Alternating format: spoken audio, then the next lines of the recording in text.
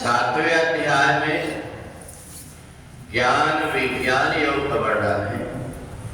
बीजम माम सर्वभूतानां विद्धि पार्थ सनातनम बुद्धिर्बुद्धि मतामस्मि तेजस तेजस्वी नाम। भगवान कहते हैं कि हे पार्थ, संपूर्ण प्राणियों का सनातन बीज मैं ही हूं। बुद्धिमानों में बुद्धि रूप से और तेजस्वियों में तेज रूप में मैं दिखाई देता। जितने भी जीवात्मा हैं उन सब में परमात्मा का ही स्वरूप है। सब मम प्रिय सब मम उपजाए, सबसे अधिक मनुज मोह भाई। तो इसलिए जितने भी जीवात्मा उनके अंदर जो चेतना दिखाई दे रही है वो उसी परमात्मा का बीज रूप में उसमें अंकुरित है।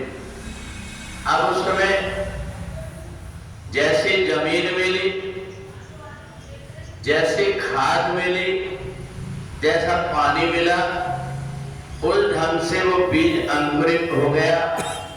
कोई वहीं गल करके रह गया, कोई उग नहीं पाया। तो ये ज्ञान और विज्ञान रूप में भगवान ये बताना चाहते हैं कि तुम अपने कर्म से ही मेरे जो विभूतियां मेरे स्वरूप को जान पाओगे। तुम्हें ये लगता है कि मैं सब जीवात्मा के अंदर हूं, फिर हर किसी की बुद्धि क्यों अलग अलग है, हर किसी की सोच क्यों अलग अलग है। तो जिस प्रकार से बिजली का करंट एक ही है, परंतु जिसका जैसा स्वभाव है उसके अनुरूप उससे काम कराता है। पंखा में घूमने का काम कराता है वही करंट, ट्यूबलाइट में जलने का काम कराता है, फ्रीजर में ठंडी होने का और हीटर में गर्म होने का। हम अगर देखें तो उनमें करंट एक ही है, परंतु अलग अलग क्यों दिखाई देता, वो उसकी प्रकृति वैसी बनाई गई। और ऐसे ही हम भी अपनी प्रकृति का निर्माण करते हैं।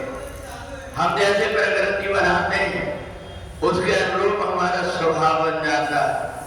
और इसलिए बुद्धिमान व्यक्ति परमात्मा के ज्यादा निकट जाना चाहता है।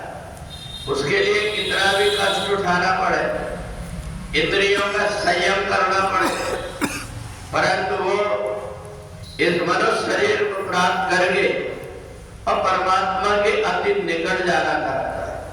और परमात्मा के जब अति निकट जाता है तो उसके अंदर बुद्धि भी अच्छी हो जाती है, उसका स्वरूप में तेज भी अलग हो जाता है।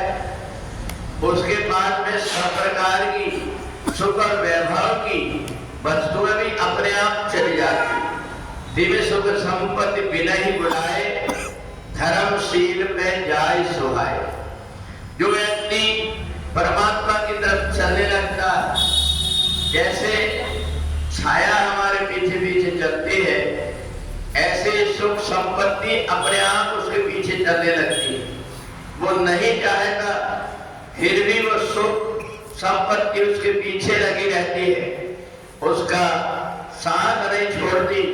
क्योंकि उनको भी ऐसे व्यक्तियों का साथ करके उनको लगता है कि मेरा सदुपयोग होगा, मेरा दुरुपयोग नहीं होगा।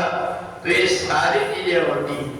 ज्ञान विज्ञान योग में भगवान यही कहते हैं कि तुम संसार की तरफ चलोगे तो भटकते रहोगे, परमात्मा की तरफ चलोगे तो तुम्हें परमात्मा का सहारा मिल जाएगा, वैसी बुद्धि मिल जाएगी।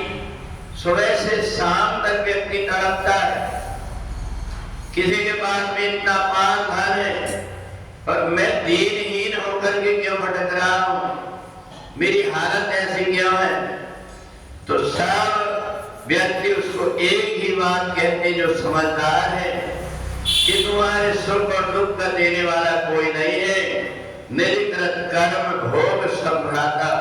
तुम अपने कर्म का फल भोग रहे। तुम्हें भी परमात्मा ने मौका दिया था, वह सबके अंदर बीज रूप में विद्यमान है।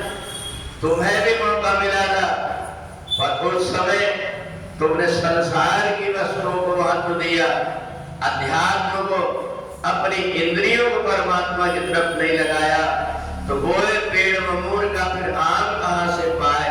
तो इसलिए ज्ञान विज्ञान योग के माध्यम से भगवान कहते हैं कि परमात्मा हर व्यक्ति के हृदय में विराजमान है, और वो जैसी प्रकृति बना लेता है, जैसा आचरण बना लेता है, जैसा व्यवहार बना लेता है, जैसा कर्म करता है, उसके अनुसार संसार में उसको सम्मान मिलता है, उसका सब प्रकार से आदर होता है। और एक व्यक्ति जो संसार में रह करके हर जगह कुत्ते जैसे फुटकारा जाता है, ये सारे उसी के कर्म का फल है। तो इसलिए इसमें किसी का दोष नहीं है। करनी करे फिर क्यों डरे, कर करनी पछताए, कोई पेड़ बमूर का आम नहीं हो पाए। तो इसलिए भगवान पहले से समझा देते हैं, मैं सबके अंदर विद्यमान हूँ, मैं उसको बुद्धि भी देता हूँ, ये अच्छा कर्म है, ये बुरा कर्म है। फिर भी व्यक्ति अगर उसमें पड़ जाता तो उसका कर्म उसको भोगना पड़ता है।